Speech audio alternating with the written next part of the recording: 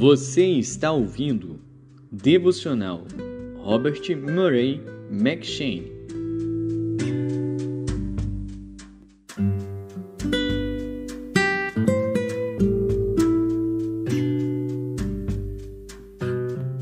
Êxodo.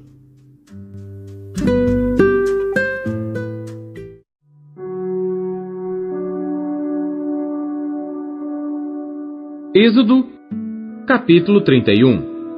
Depois falou o Senhor a Moisés, dizendo: Eis que eu tenho chamado por nome a Bezalel, o filho de Uri, filho de Ur, da tribo de Judá, e o enchi do Espírito de Deus, de sabedoria, e de entendimento, e de ciência em todo lavor, para elaborar projetos, e trabalhar em ouro, em prata e em cobre, e em lapidar pedras para engastar, e em entalhes de madeira, para trabalhar em todo lavor.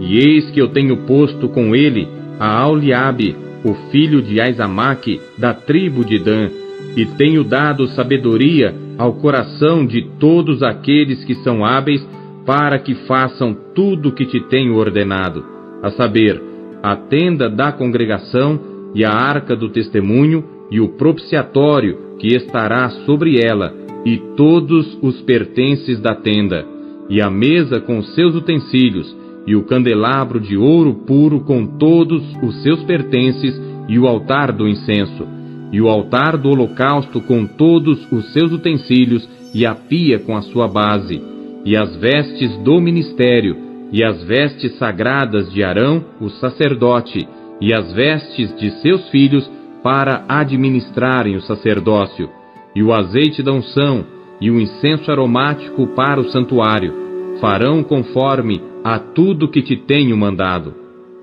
Falou mais o Senhor a Moisés, dizendo: Tu, pois, fala aos filhos de Israel, dizendo: Certamente guardareis meus sábados, porquanto isso é um sinal entre mim e vós nas vossas gerações, para que saibais que eu sou o Senhor que vos santifica.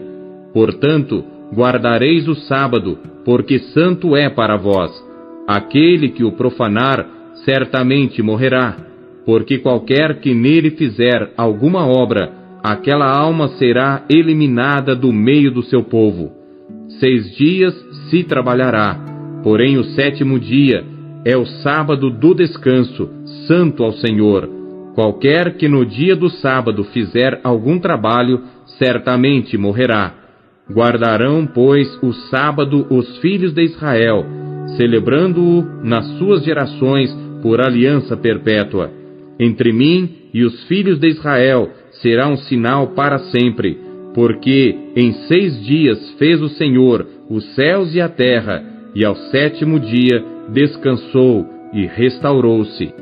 E deu a Moisés, quando acabou de falar com ele no monte Sinai, as 2 tábuas do testemunho, tábuas de pedra escritas pelo dedo de Deus.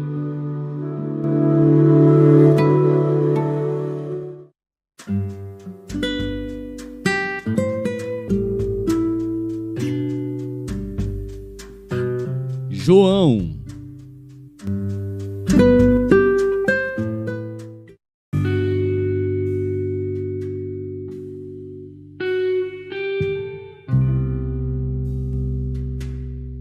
Capítulo 10. Na verdade vos digo, que aquele que não entra pela porta no curral das ovelhas, mas sobe por outra parte, é ladrão e salteador. Aquele, porém, que entra pela porta, é o pastor das ovelhas. A este o porteiro abre, e as ovelhas ouvem a sua voz, e chama pelo nome às suas ovelhas, e as traz para fora. E quando tira para fora as suas ovelhas, vai adiante delas, e as ovelhas o seguem, porque conhecem a sua voz.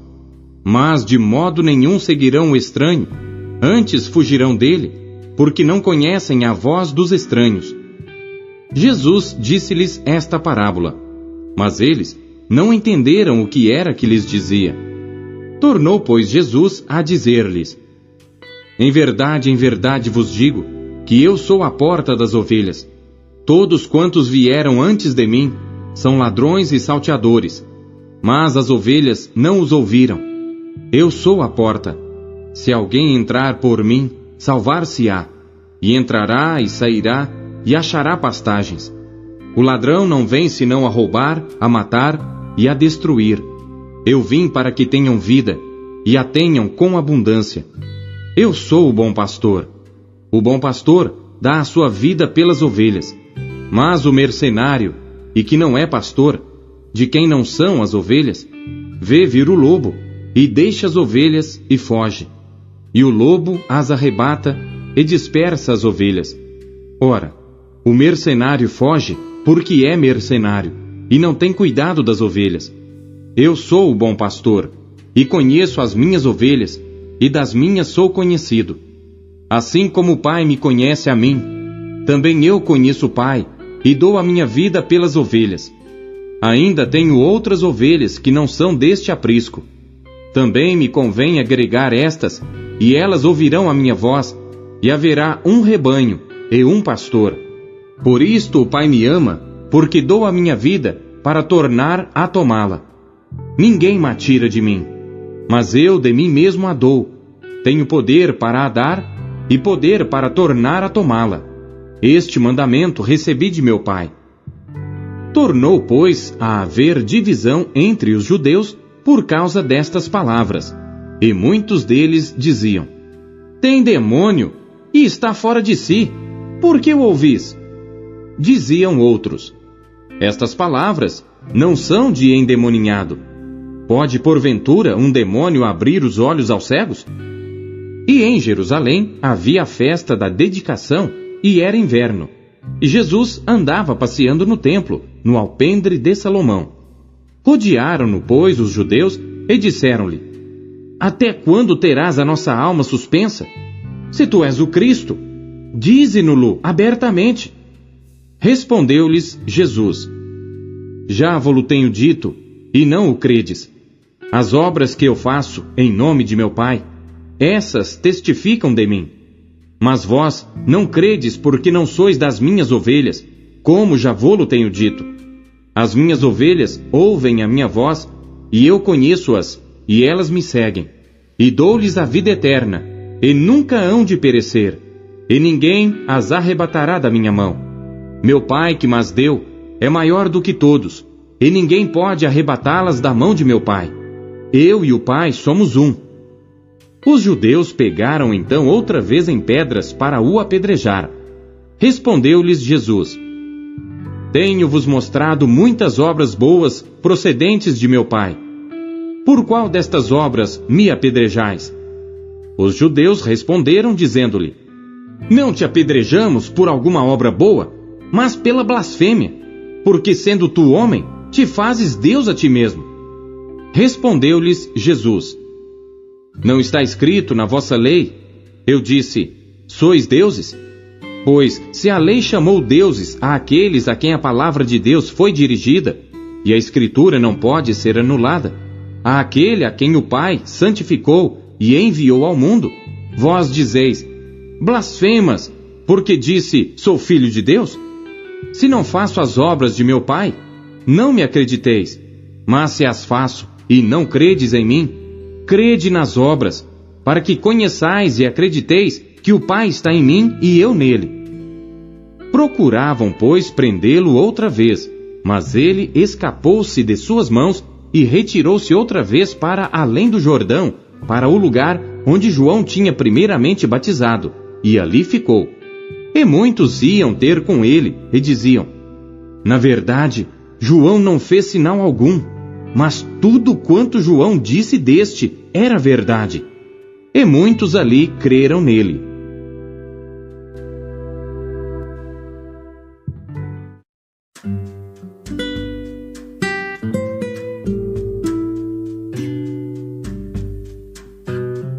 Provérbios.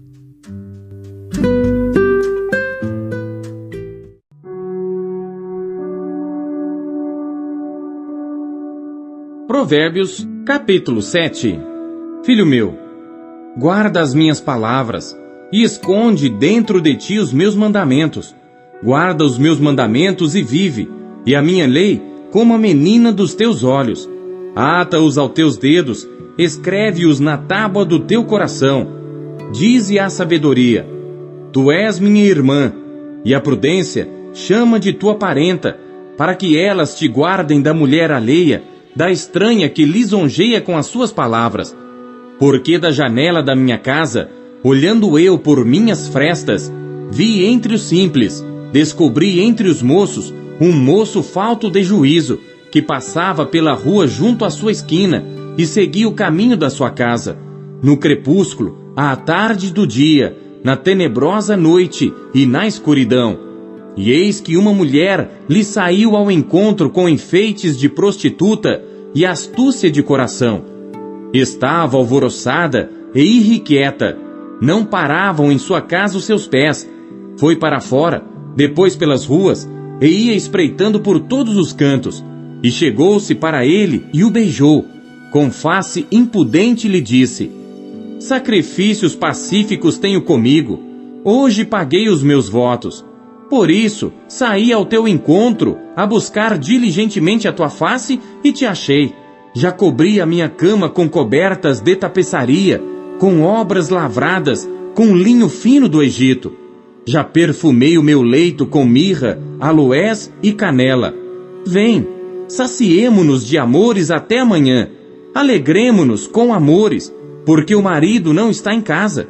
Foi fazer uma longa viagem. Levou na sua mão um saquetel de dinheiro. Voltará para casa só no dia marcado. Assim o seduziu com palavras muito suaves e o persuadiu com as lisonjas dos seus lábios. E ele logo a segue, como o boi que vai para o matadouro, e como vai o insensato para o castigo das prisões, até que a flecha lhe atravesse o fígado, ou como a ave que se apressa para o laço e não sabe que está armado contra a sua vida.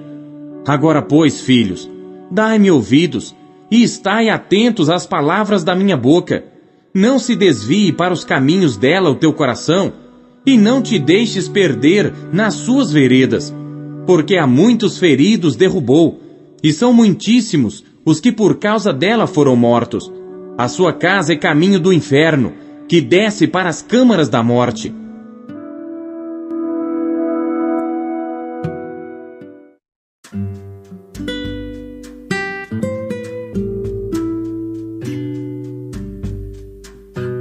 Gálatas.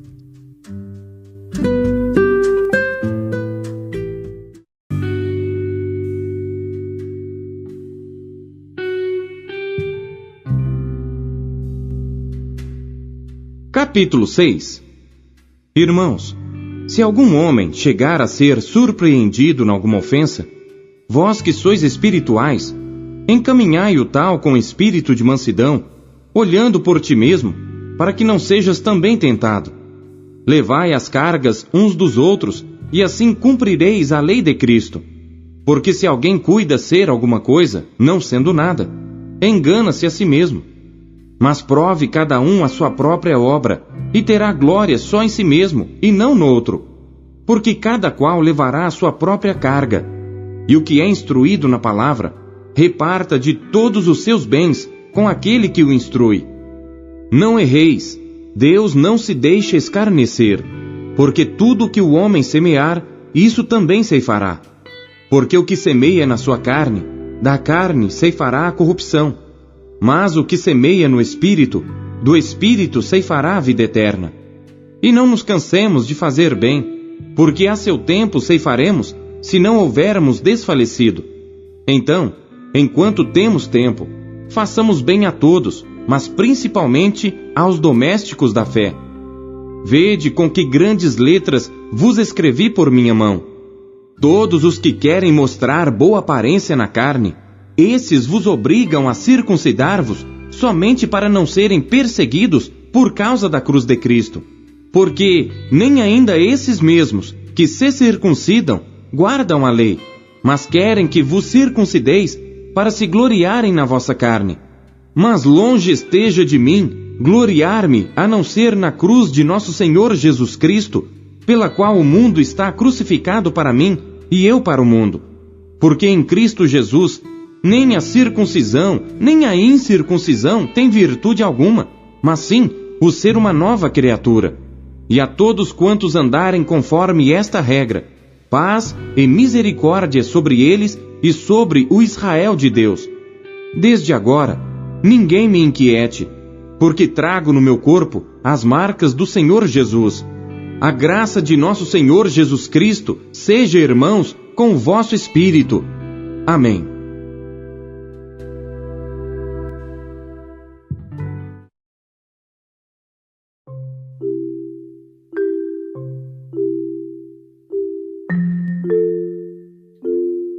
Deus usa cada trecho de sua palavra para falar com você.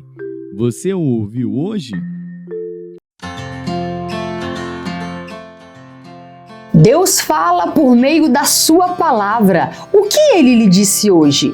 E você acabou de ouvir a leitura devocional Robert McCheyne, o melhor plano de leitura conhecido na história da igreja. Que privilégio, hein? E não esqueça de dar o seu like, curtir e comentar e compartilhar esse vídeo. E você que ainda não adquiriu a sua Bíblia devocional, o melhor plano de leitura já conhecido na história da igreja, é sua oportunidade de fazê-lo agora. Acesse aqui os meios da Marcas Editora para adquirir a sua versão, a sua unidade. Nós temos em várias cores. Nessa cor caramelo maravilhosa, temos nesse lilás que está incrível, temos também nesse azul turquesa e por fim temos também essa que está chiquíssima no tom de cinza. Já acesse QR Code, meios aqui para você já ter a sua própria história com a Bíblia devocional, como milhares de pessoas estão sendo impactadas pela leitura diária do devocional Robert McCheyne.